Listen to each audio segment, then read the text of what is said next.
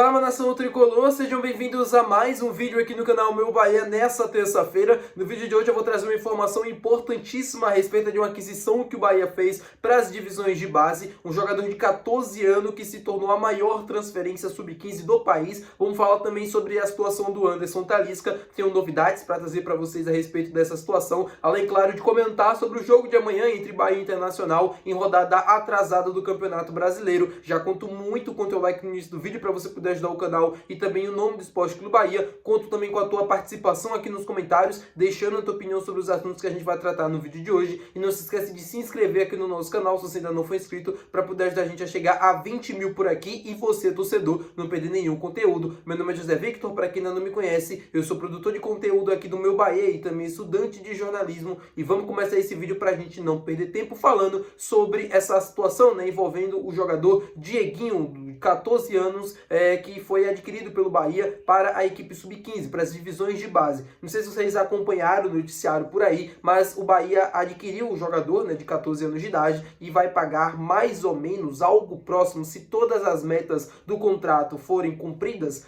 o Bahia vai pagar cerca de 1 milhão de euros ao Esfera, que é um time de base lá de São Paulo, cerca de 6 milhões de reais. Seria a maior negociação da história do sub-15 do futebol brasileiro. E por que eu tô falando disso aqui? Porque mostra o quanto o Bahia está comprometido a investir nas divisões de base, mostra o quanto o Bahia está revolucionando o futebol brasileiro. Assim, a gente não via isso acontecendo há 2, 3, 4 anos atrás.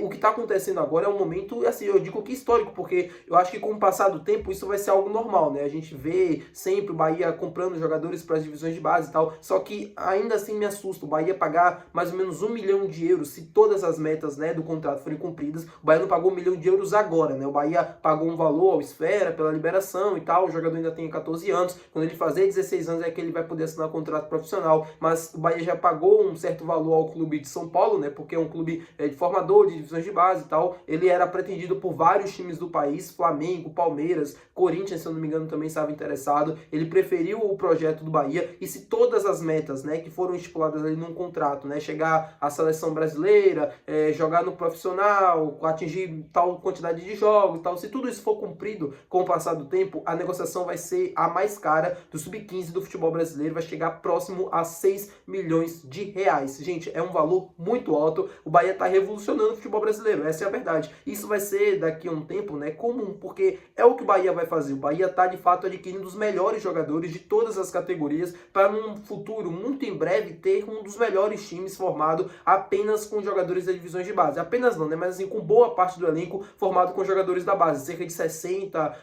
50, 60% de jogadores formados nas categorias de base. E, cara, assim, o nosso futuro é muito, muito, muito promissor. Cauê Furquim, esse jogador agora, o Diego, né, de 14 anos, o Murilo Leite, que foi contratado junto ao Atlético Paranaense também, era uma das promessas do Atlético, e ele, se eu não me engano, tem 13 anos, ou 12 anos, um jogador, assim, bem novo ainda, mas que já tem muito futuro, e vários outros que o Bahia tá contratando, e que às vezes não saem no noticiário, mas que são tão talentosos quanto, assim, é empolgante. De fato, o nosso futuro é muito empolgante a respeito das divisões de base, e eu tenho certeza que daqui a 3, 4 anos, no máximo, a gente já vai ver esses frutos, né, a gente já vai ver esses resultados, e a gente vai poder aproveitar disso, né, e também, assim, é o que o Rogério sempre fala, se você quer aumentar a receita, você precisa ter venda de jogadores, e você precisa fazer esses jogadores das divisões de base, você precisa formar esses atletas para no futuro você poder vender e conseguir arrecadar dinheiro e poder fazer mais investimentos no elenco, em estrutura e tudo mais. Falando com vocês agora sobre o jogo de amanhã entre Bahia e Internacional na Arena Fonte Nova.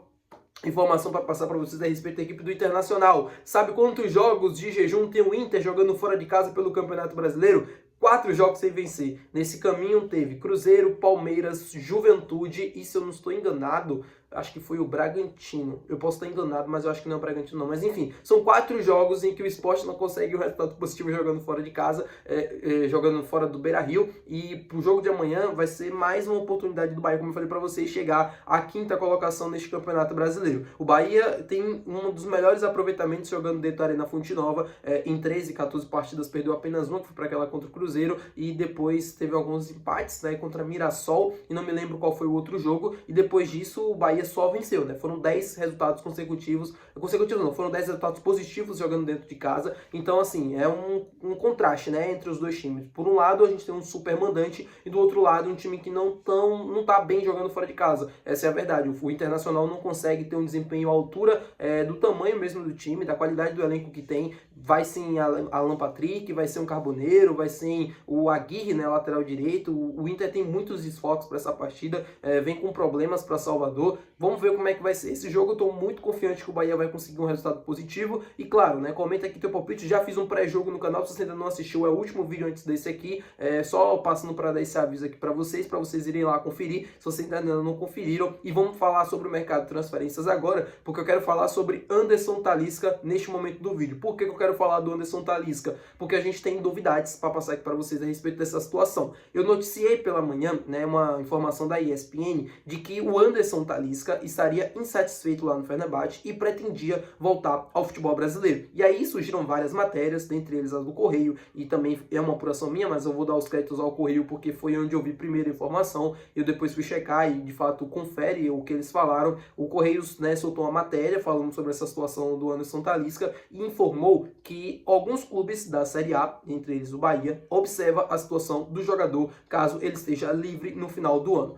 A situação do Talisca é a seguinte: ele está insatisfeito lá no Fenerbahçe por vários motivos, mas o principal foi a saída do técnico José Mourinho, um treinador que ele tinha uma excelente relação. Foi o treinador que pediu ele, né, quando ele estava lá no Al Nassr, pediu para ele ser contratado. Um cara que ele trabalhou assim por muito tempo. Se eu não me engano, ele pegou o José Mourinho no Benfica, na primeira passagem dele lá no futebol europeu, assim que ele saiu do Bahia. E era um treinador que ele conhecia, um treinador que gostava dele e tal, dava uma certa segurança para ele dentro do time. E o José Mourinho foi demitido após o Fenerbahçe ser eliminado da Champions League, né, da pré-Champions League. E aí o Talisca está insatisfeito, também não está vivendo um bom momento. E se eu não me engano, ele foi criticado, né, pelas palavras, né, que ele deu quando ele veio aqui em Salvador e falou sobre aquela situação do Bahia e tal, a relação que ele tinha com o Carlos Santoro. E qual é a situação? Alguns clubes da Série A estão observando o Talisca, dentre eles o Bahia, mas existem algumas condições para que o negócio possa acontecer no final do ano. A primeira delas, ele está livre no mercado. A segunda é ele aceitar reduzir a pedida salarial. O Talisca, eu não sei quais são os vencimentos dele lá na Fenerbahçe, eu sei que no Al Nassr era muito alto, na Turquia eu não tenho exatamente o valor, mas eu sei também que é um valor alto para o futebol brasileiro. Isso impede que alguns clubes da Série A negociem com ele. Corinthians, Grêmio, Fluminense, como já foi noticiado, Flamengo, enfim, Bahia também. Então ele precisa aceitar reduzir o salário para poder chegar aqui no Brasil. Se ele quer voltar ao futebol brasileiro, talvez ele tenha que reduzir o salário dele para uns 3 milhões e meio, aí sim acho que ele já consegue, por exemplo, no Flamengo, já consegue vir para o Bahia ou com qualquer outra equipe que deseja contar com os seus serviços. Eu confesso para vocês que o Talisca, para o ano que vem, seria uma contratação excelente. Um jogador que mudaria o patamar do Bahia, um jogador decisivo e um jogador que chama a responsabilidade. Eu acho que falta um pouco isso no Bahia, né? Tem o Jean Lucas, que tem um pouco dessa característica, mas não é tão decisivo assim quanto o Talisca. Também não joga tão à frente, né? Tem o Everton Ribeiro, que também é aquele cara que puxa responsabilidade, liderança e tal, mas também não é tão decisivo assim a respeito de números, né, gols e assistências.